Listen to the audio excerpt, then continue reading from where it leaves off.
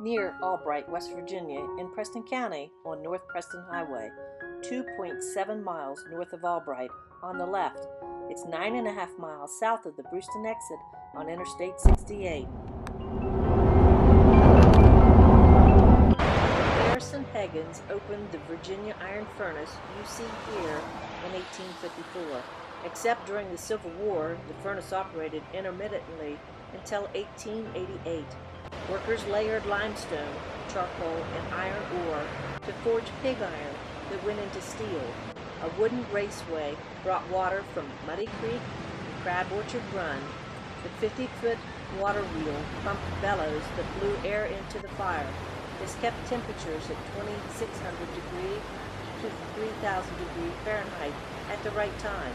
Workers opened a tiny door at the bottom of the stack.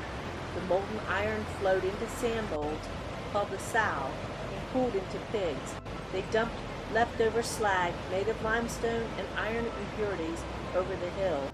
Hagans would not have built this iron furnace without a nearby stream to provide water power.